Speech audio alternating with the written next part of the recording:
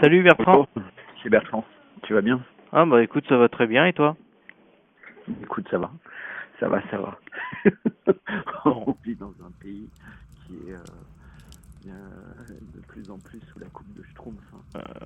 Paris a déclaré que 2 humanitaires français ont été tués en Ukraine par une frappe russe. Que font les humanitaires français, entre parenthèses, entre guillemets, en Ukraine selon vous? Alors, on avait déjà eu un épisode avec des humanitaires français présents sur des lieux de guerre, mais en général, c'était des personnes qui étaient véritablement connues pour être humanitaires de longue date. Là, on a en l'occurrence des humanitaires qui sont des missionnaires de l'armée et plutôt tendance force spéciale depuis peu. Donc, on imagine bien qu'ils étaient là soit pour coordonner des personnes, soit pour informer, soit pour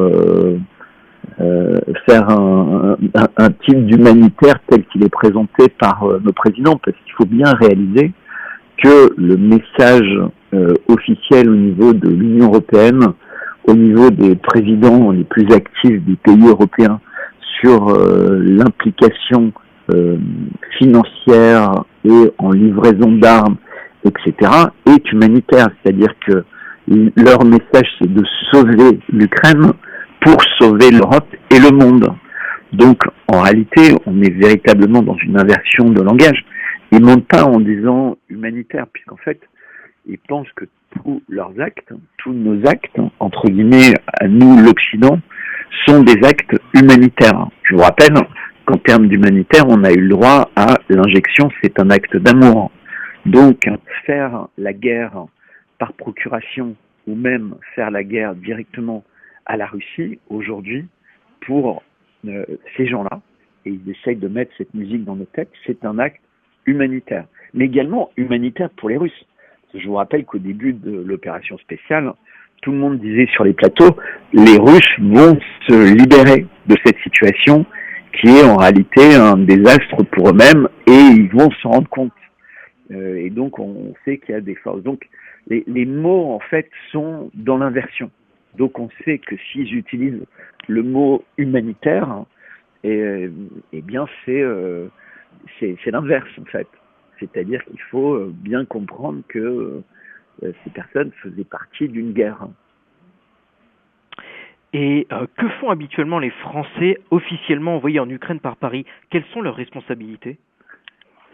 Alors, officiellement envoyés en Ukraine par Paris, ce sont essentiellement des personnes qui ont en charge des missions justement logistiques, humanitaires, pour aider par exemple, on sait très bien que à certaines époques, la France a envoyé, même après le début de l'opération spéciale, des spécialistes du nucléaire. Alors c'était censé être des spécialistes du nucléaire civil, mais c'était une époque où Moscou était extrêmement inquiète à l'idée de l'utilisation de bombes sales. Et on sait très bien que dans ce genre de situation, pour prévenir le risque, il faut communiquer. À avoir l'air d'être quelqu'un qui crie un peu au loup, il vaut mieux dire ils sont en train de préparer ça, comme ça, si ça arrive, on dira que les gens auront conscience que ils ont été alertés, ils ont été prévenus. Mais en réalité, on est complètement actif dans cette guerre. On sait qu'il y a des bunkers dans lesquels des officiers de l'OTAN ont été tués. On sait qu'il y a énormément de mercenaires français. On sait que la plupart des pilotes des avions de chasse ou des chars, ça peut pas être des Ukrainiens ou uniquement des Ukrainiens parce qu'ils n'ont pas eu le temps d'être formés. Quand on a des outils qui sont aussi chers, aussi précis, aussi perfectionnés, eh bien, un peu c'est comme si vous avez une Formule 1, vous la donnez pas à quelqu'un qui vient de suivre en accéléré 3 ou 4 mois de cours, alors que ça fait déjà 2 ans qu'il est dans une guerre, qu'il est extrêmement fatigué et qui parle pas votre langue et qui parle pas. Donc on est de toute façon omniprésent sur le terrain pour faire la guerre. Mais en France, on a une constitution qui fait que le président ne peut pas engager les forces militaires sans l'autorisation du Parlement. Et donc on n'a aucune autorisation du Parlement et pourtant on donne des milliards. Et tout ça c'est lié à des flous juridiques parce que l'argent passe par l'Europe, etc. Et d'ailleurs, juste anecdotiquement, mais ça n'est pas tant, on découvre que les Allemands en fait font payer par l'Europe, donc indirectement par la France, très cher leurs armes obsolètes, ce qui leur permet de se réarmer, entre guillemets, à coût réduit, puisqu'ils mettent dans leur stock des nouvelles armes de façon accélérée, en vendant, et les Américains font exactement la même chose d'ailleurs. Il n'y a que les Français qui font pas ça, mais nous, il semblerait qu'on ait un rôle à attiser le feu, donc comme si le président français était un peu l'Attila de la situation mondiale, c'est-à-dire qu'après lui, en fait, peu importe que l'herbe repousse ou pas, ce sera le chaos. Comment expliqueriez-vous le fait que Paris a reconnu la mort de ses ressortissants en Ukraine? Parce que pour rappel, l'affaire de la frappe russe, lorsqu'il y a eu cette fameuse frappe russe à Kharkov, il y avait beaucoup de mercenaires français et Paris avait nié tout de suite que ses ressortissants s'y trouvaient. Comment expliquez-vous cette fois-ci cet élément de langage de Paris sur la disparition? Parce qu'en fait, les Russes ont retrouvé beaucoup d'éléments concernant les personnes. Donc là, dans ce cas-là, il valait mieux anticiper que se retrouver confronté à nouveau à un mensonge flagrant. C'est-à-dire, quand les bombes tombent sur Kharkov, d'une part, c'est contrôlé par la Seine, entre guillemets, entièrement contrôlée par l'Ukraine, et il n'y aura pas de... les éléments de langage, les éléments de preuve, tout va être entre leurs mains. Donc, il y aura peut-être des indiscrétions, des photos, des images qui vont tromper. On a vu des écussons, on a vu des choses comme ça, et puis il y aura forcément à un moment ou à un autre des familles qui vont demander à être informées. Mais comme la France a des soldats un peu partout, que c'est des missions plus ou moins secrètes, on peut toujours dire, il y a eu un accident, le camion dans lequel il était est tombé dans un fossé ou n'importe quoi. Alors que là, les deux humanitaires, entre guillemets, c'était pas possible de procéder de la même manière. Donc là, c'est vraiment la confrontation à la réalité du terrain qui oblige ou pas à avoir un langage un peu plus honnête. Mais encore une fois, on ne sait pas grand-chose. Vous savez, après presque 2 ans, on n'a toujours pas de résultats d'enquête pour Boutcha. On connaît même pas encore le nom des personnes dont les corps ont été retrouvés disséminés dans la ville ou sur les routes, alors que c'est censé être des habitants de Boutcha. Le maire est censé être revenu, le calme était censé être là.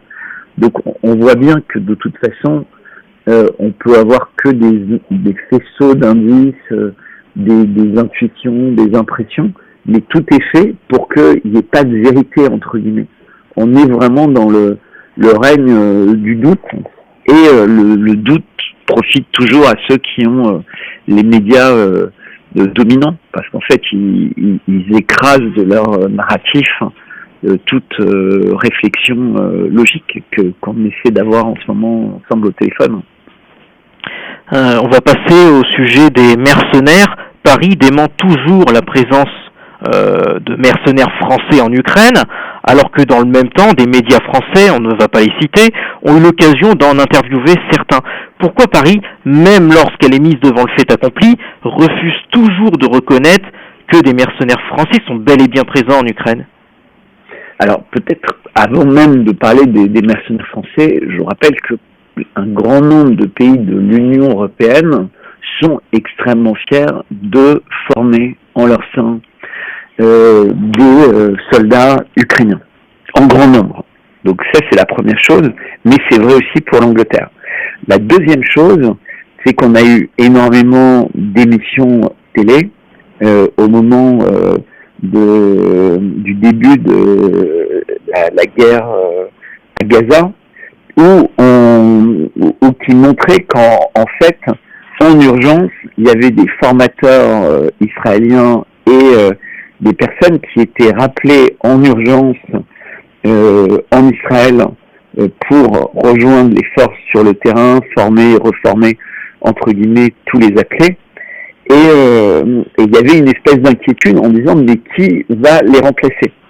Sous-entendu, est-ce que les Français vont se substituer entre guillemets à ces formateurs de terrain, à ces mercenaires ou soldats ou appelez ça comme vous voulez, et on voyait qu'il en arrivait de partout, parfois avec des nationalités qui étaient sud-africains, mais qui étaient des juifs sud-africains qui avaient fait leur service militaire en Israël et qui peuvent être appelés à tout moment par Israël.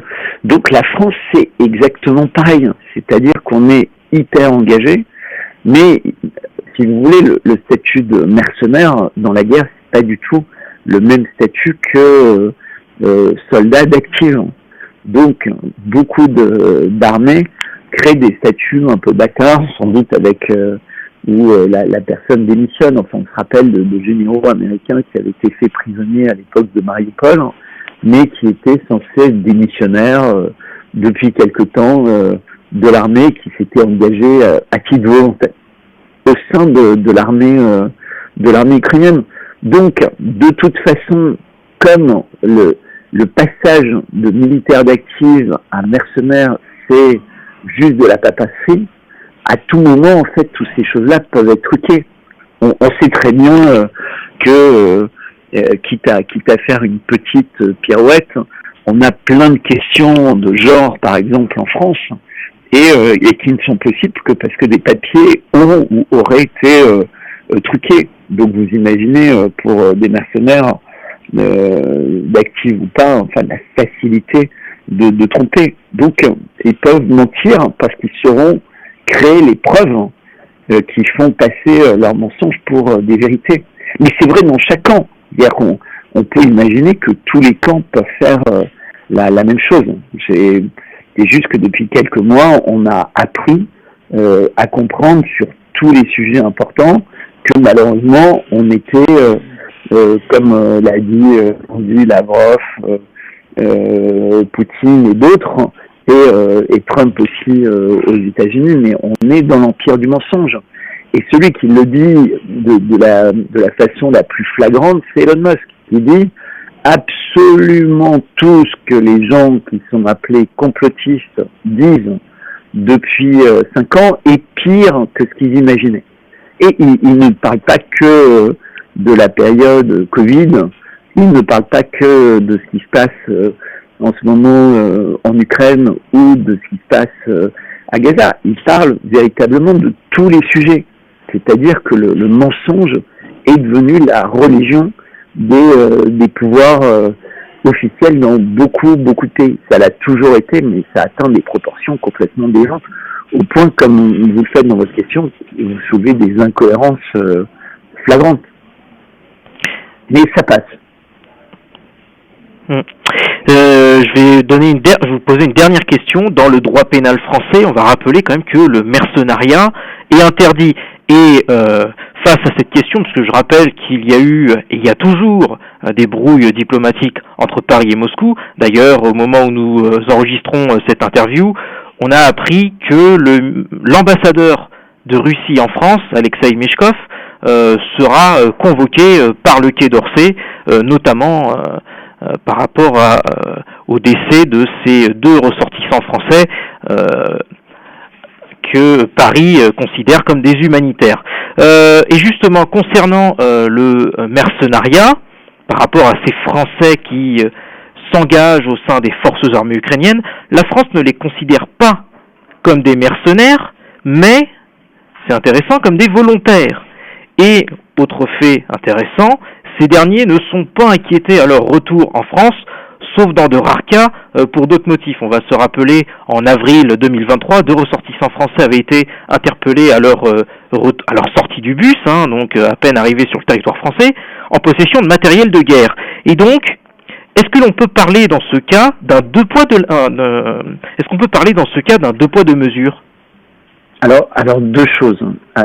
On a déjà une espèce de théâtre ou théâtralisation diplomatique, mais on sait que ça fait très longtemps que la France se comporte comme ça. On a été un des pays, les Américains ont beaucoup fait ça, et puis d'une façon générale, qui renvoyait beaucoup d'officiels russes de France, et ça donnait l'image d'espions. Enfin, on imaginait, vous savez, des ambassades truffées d'espions qui étaient là. Donc ça fait partie de ce narratif. Donc quand on convoque l'ambassadeur, c'est un message, dire on est vraiment choqué, on est offusqué, on le convoque, évidemment personne ne saura ce que l'ambassadeur a pu répondre. Ça c'est la première chose. La deuxième chose, c'est, je vous rappelle qu'à une époque, Laurent Fabius, avant d'être au Conseil constitutionnel, il a été ministre des Affaires étrangères.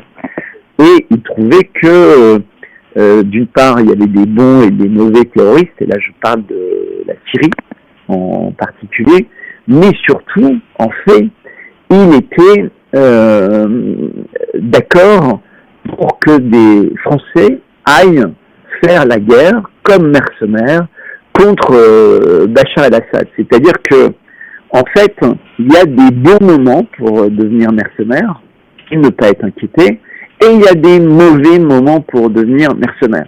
Et après, évidemment, quand les personnes reviennent et que la situation politique a changé, le ton devient différent. Donc, souvent, ces gens ont plein de preuves, d'écrits, de machins, qu'en fait, ils sont envoyés, qu'ils ont été véritablement, que tout a été organisé par l'État, que ça s'est pas passé à l'insu du plein gré de l'État.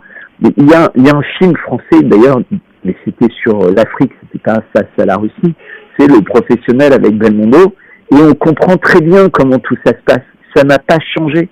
Il faut revoir vraiment les films, parce qu'il y a beaucoup de films qui nous permettent de comprendre ce qui se passe en permanence derrière les rideaux. Donc la France n'est pas un pays d'enfants de cœur qui est victime, entre guillemets, de ça. C'est quelqu'un qui organise les choses, et puis qui, en fonction du fait que les personnes sont tuées, etc., va essayer de rebondir pour transformer ça dans son intérêt. Mais je souligne quand même que depuis que Israël bombarde Gaza, il y a énormément d'humanitaires français qui ont été tués dans des écoles. Il y a des lieux français qui ont été détruits. Il y a des bébés, etc. Je ne crois pas qu'une seule fois l'ambassadeur israélien ait été convoqué par le Quai d'Orsay pour expliquer la violence dont sont victimes les populations civiles, même après, depuis la décision de la Cour internationale de justice, qui s'impose à tous les pays, à tous les membres, dont la France, qui devrait quand même alerter Israël en disant « Attendez, vous n'avez pas beaucoup de temps pour montrer que ce qui se passe... et ça continue. » Donc on est toujours à incriminer la Russie, et quand vous parlez de double standard, c'est vraiment important de vraiment, entre guillemets, tout regarder face à face. Qu'est-ce qui se passe dans le monde aujourd'hui? Et je voudrais rappeler l'épisode quand même de Mariupol, où la maternité de Mariupol, ensuite les Russes ont montré que tout était un coup monté, ils ont retrouvé les acteurs, les gens qui avaient payé pour ça, ils ont démontré que la maternité était fermée depuis longtemps, que tout ça c'était une pure mise en scène, mais le monde entier avait montré la Russie sous un visage abominable parce qu'ils avaient bombardé une maternité, alors que tous les jours, depuis des semaines, et je suis désolé de faire ce parallèle, mais il est extraordinairement important, puisque là on parle de la France et de la manière avec laquelle les médias français traitent les informations, on oublie de raconter que tous les jours il y a des enfants qui sont morts, qui sont amputés, dont la vie est détruite parce qu'ils sont sous des déluges de bombes, pas d'eau potable, pas de bonne nourriture, etc. Enfin, c'est une situation catastrophique que les humanitaires ne savent même plus comment résoudre. Et les humanitaires, c'est plus les étrangers, parce qu'ils sont tous partis. Tout se passe, entre guillemets, uniquement avec des Gazaouis qui sont salariés d'organisations humanitaires. Donc j'aimerais bien que la France se préoccupe également, puisqu'on est une nation exemplaire historiquement sur ces questions-là, de ce qui se passe partout dans le monde et sans géométrie variable. Désolé, je suis en colère. Ah, mais je comprends. Mais non, oui, parce qu'on voit toutes. Vous savez, il y avait beaucoup de personnes qui vivaient les mouvements sociaux en France comme une manière de dire il y a un mécontentement généralisé, mais il y a un tel égoïsme, il y a une telle maîtrise de toutes ces choses-là par le gouvernement, c'est qu'on fait en stratégie, etc., que pas à pas, la situation des Français devient catastrophique. On a une baisse de la fertilité, on a une baisse de la natalité, on a une baisse du pouvoir d'achat, on a un isolement des personnes âgées, on a un isolement de plus en plus des personnes, le moral, y compris des chefs d'entreprise, est mauvais, la situation elle est catastrophique, on n'a pas de croissance, on n'a pas de perspective, et on passe notre temps, au lieu d'essayer de reconstruire des liens avec la Russie, qui est notre voisin, qui est un pays frère depuis la nuit des temps, à lui faire la guerre et à soutenir, entre guillemets, ce que la Cour internationale de justice envisage d'appeler, d'ici quelques jours peut-être, génocide. Ce qui veut dire qu'ils ont énormément d'événements. Et nous, on pensait en Europe que ça n'arriverait plus jamais. Et en tout cas, pas avec un de nos alliés. Donc on est vraiment dans une époque, et je dis vraiment sans hésitation, parce que ça me fait de la peine, parce que c'est triste, parce que ça se passe avec une espèce d'oisiveté, avec une espèce de léthargie générale, en fait. Des personnes n'osent, personne n'ose dire voilà ce qui se passe.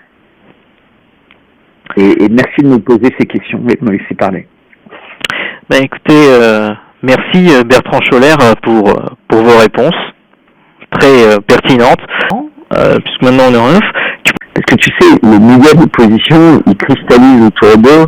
Il y a des gens qui étaient contents parce qu'ils avaient du courage, par exemple, pendant la période Covid.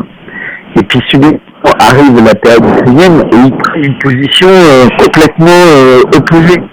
Et puis maintenant, il y a d'autres médias, tu sais, qui étaient un petit peu importants. Et comme ils vont dans le domaine de la finance, ils vont dans le domaine de machin, ils n'osent plus être opposants. En fait, tous ces médias, dès qu'ils deviennent un peu gros, ils sont pétris de conflits d'intérêts. C'est-à-dire qu'ils deviennent pires que les grands médias. Parce que dans les grands médias, au minimum, là, tu vois, vous avez une espèce de charte de journalisme. Donc, peut-être qu'il peut y avoir des experts qui vont être très malins, qui vont mentir, qui vont pécher, mais c'est pas des journalistes. Mais même sur les grandes chaînes de télé, les journalistes, ils peuvent être un peu complices, mais ils essayent de faire un travail de journalisme.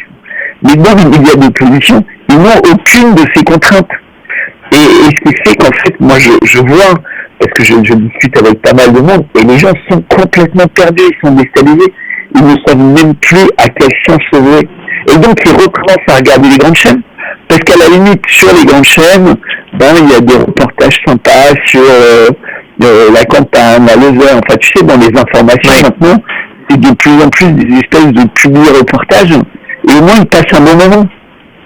Tu sais, quand tu regardes un journal, même un journal de 20h, maintenant ça ressemble un peu au journal de 13h. Donc tu as des interviews de personnes tu vas dans des restaurants, les gens montent des petits plats qu'ils font et tout. Mais en fait, ils réussissent à ramener les gens en édulcorant, entre guillemets, leurs mensonges avec des belles images. Et donc, en fait, il y a toujours un coup d'avance. Mais ça peut exister parce qu'il n'y a aucun média qui propose véritablement un traitement honnête de l'information, ou en tout cas proche d'un traitement honnête de l'information, et je ne veux pas te flatter, mais comme le sont aujourd'hui uniquement dans le monde les médias russes. Les médias anglais, historiquement, ils l'étaient, mais il y a une telle haine de la Russie, en Angleterre, enfin dans les médias anglais, qui ne réussissent pas sur ces questions à être honnêtes. Mais c'est vrai que moi, quand je lis les médias anglais, je me dis, c'est sûrement de l'humour typiquement anglais, parce que qui peut se fier à ce genre d'informations. C'est vrai que moi, quand je vois ça, waouh. C'est le truc des humanitaires. C'est juste une manière de dire les Russes tue des civils, en fait. Et ça détourne l'attention d'Israël. Mais tu vois, ça devrait choquer tout le monde. Les gens devraient se dire, mais comment ils osent faire un tel scandale? Alors, toutes les listes sont importantes, mais subitement, parce que le coupable désigné, c'est la Russie, c'est un scandale énorme, alors qu'on s'est rendu compte qu'on avait désigné les Russes pour des morts polonais. En fait, c'était pas des Polonais, c'était pas les Russes, c'était les Ukrainiens. Mais après, tu sais, moi je vais te dire un truc quand même là-dessus. Moi, j'ai le sentiment que les gens sont quand même passés à autre chose en France, avec tout ce qu'on leur fait, Israël, tout ça. J'ai vraiment le sentiment que les gens sont passés à autre chose. Moi, je terminerai sur cette anecdote, parce qu'après, j'ai encore des trucs à faire. Quand je suis venu en novembre, moi, j'avais croisé une personne qui m'a posé une question, et ça m'a marqué. Mais il y a encore des combats en Ukraine. Moi, on m'a posé cette question, je me suis dit, mais... Oui, bien sûr. Voilà, les gens sont passés à autre chose, ils en ont marre qu'on leur serve l'Ukraine matin, midi et soir, puis en plus maintenant il y a Israël, donc bon, voilà quoi. Oui. Ouais, non mais t'as raison. Puis en plus avec les nouvelles mesures du gouvernement, je pense que les gens maintenant ont d'autres chats à fouetter, parce que quand tu vois Attal qui tape encore sur l'assurance chômage déjà qu'elle avait été amputée, on va rajouter encore un serrage de vis supplémentaire, on va encore supprimer ci, supprimer ça. La vie devient... Tout ça se passe. Oui. Ils donnent aux agriculteurs, donc les agriculteurs partent et en même temps glisser en travers du truc, et ils enlèvent autre chose. Ils se moquent du monde.